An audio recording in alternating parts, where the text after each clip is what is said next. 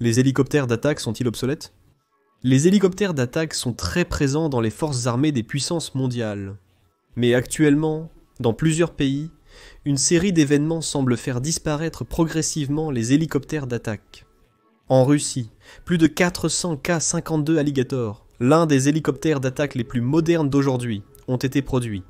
Cependant, depuis le début du conflit actuel en Ukraine, la Russie a perdu plus de 80 de ceux-ci, victimes des missiles Stinger ukrainiens, qui sont très efficaces contre les hélicoptères volant à basse et moyenne altitude. La réduction de la flotte d'hélicoptères K-52 est vraiment importante, et cela a conduit à ce qu'on ne les voit presque plus en combat. Même, le ministère de la Défense du Japon a déclaré qu'ils n'utiliseront plus d'hélicoptères d'attaque, et qu'ils utiliseront à la place des drones non pilotés. Et quelque chose d'assez préoccupant pour l'industrie des véhicules, ils vont croire leur tournant, à voilure tournante, et que des pays comme l'Australie, l'un des principaux acheteurs d'hélicoptères, pourraient faire de même. De nos jours, les hélicoptères d'attaque sont plus vulnérables que jamais, à cause des missiles guidés et des systèmes anti-aériens modernes, qui n'ont cessé de se perfectionner depuis les années 60. Est-ce la fin des hélicoptères d'attaque? Cesseront-ils d'être utilisés pour toujours? Aujourd'hui, nous répondrons à ces questions. Mais d'abord, donnons un peu de contexte sur les hélicoptères d'attaque. La guerre du Vietnam était une guerre où, en raison des caractéristiques du champ de bataille, le transport des troupes et de la logistique était un gros problème. Le problème du transport des soldats était le plus grand. C'était dangereux et souvent impossible de transporter des troupes par terre, en raison de la densité des jungles. Et les transporter par avion était difficile et assez coûteux. Heureusement, pour l'entrée des États-Unis dans le conflit vietnamien, il y avait déjà en service un hélicoptère qui serait une pièce clé de la stratégie américaine dans ce conflit. Le UH-1, le COIS, également connu sous le nom de UH-1W, est, comme l'indique sa désignation, un hélicoptère utilitaire. Son intention était de transporter des choses et de requérir les soldats d'un point à un autre. Rapidement, l'armée américaine s'est rendue compte du grand potentiel de cet excellent hélicoptère.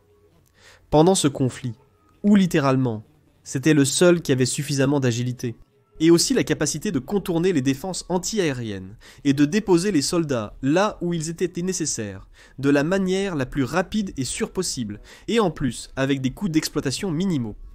C'était fantastique. Les ingénieurs militaires exploiteraient davantage les capacités et les bonnes qualités de ces hélicoptères, en créant la version UH-1C, qui était une version du UH-1W. Armée, avec la cabine de chargement éliminée et remplie de munitions et d'armement. C'était les premiers hélicoptères d'attaque dont disposait l'armée américaine. Le UH One-Way armé s'est avéré très efficace, mais beaucoup ont été abattus par le Viet Cong, qui, à ce moment-là, avait de plus en plus d'armement anti-aérien. Il fallait donc un hélicoptère plus rapide et moins vulnérable. Et ainsi est né le Arshan Cobra. Cet hélicoptère d'attaque était rapide et était armé de roquettes et d'un canon rotatif de 20 mm. C'était la réponse aux besoins de l'armée américaine.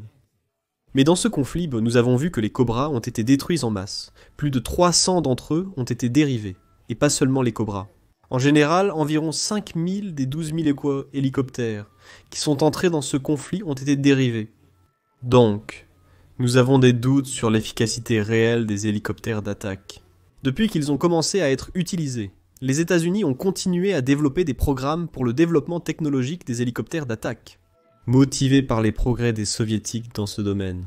Bien sûr, pour être à égalité avec les Soviétiques utilisaient à l'époque les Mil MiG-7 armés, et les Mil Mi-25 commençaient à être produits. En 72 commencerait le programme qui nous apporterait plus tard l'AH-64. Apache. C'était axé sur la destruction des blindés soviétiques, et aussi sur l'attaque de l'infanterie.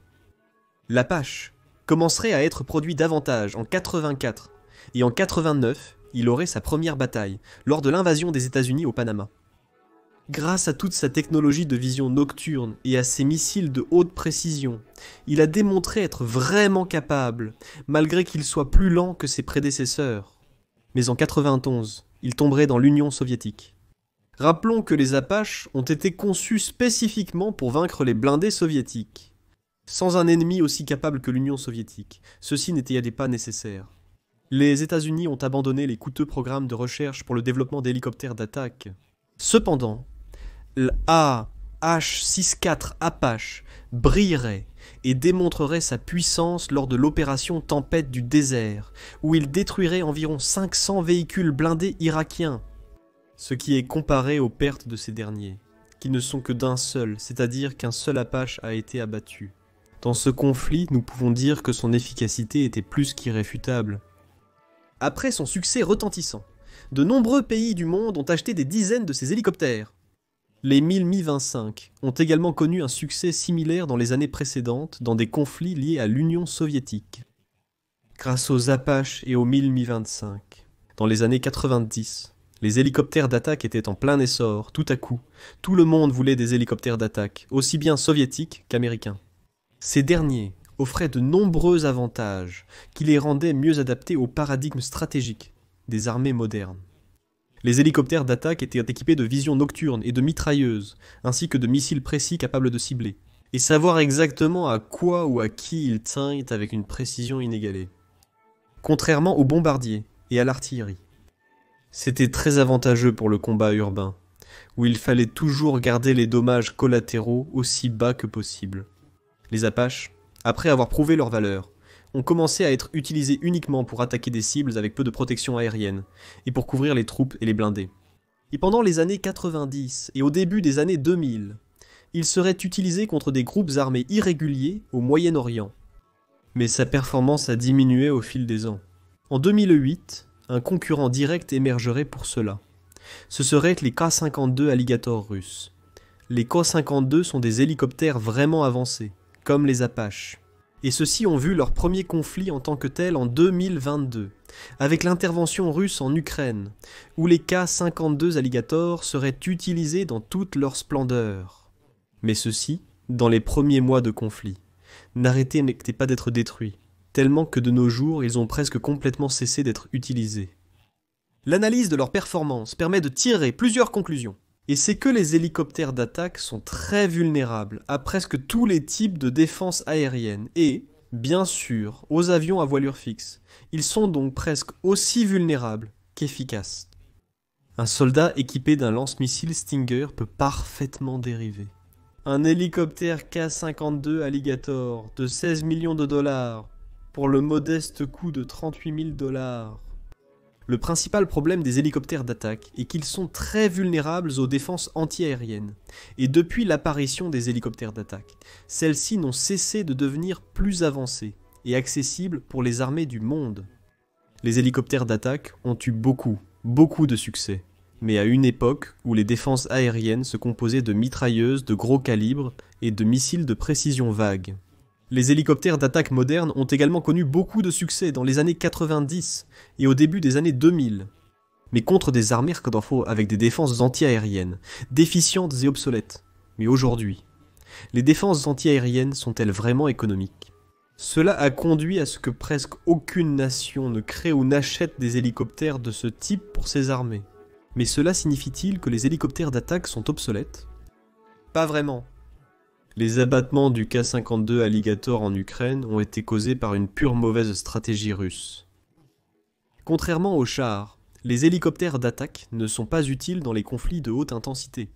Car dans ce type de conflit, où il y a plusieurs ennemis qui attaquent de différentes sources, les hélicoptères d'attaque sont très vulnérables. Ils sont plus utiles pour attaquer des objectifs isolés, spécifiques, de manière stratégique et en tirant parti de leur capacité nocturne. C'est quelque chose que l'armée des États-Unis a réalisé dans les années 90. Cela a conduit à un changement radical dans l'utilisation de ces hélicoptères par rapport à ce qui était prévu, adoptant une stratégie nettement plus tactique. Je dirais que les hélicoptères d'attaque ne sont pas obsolètes.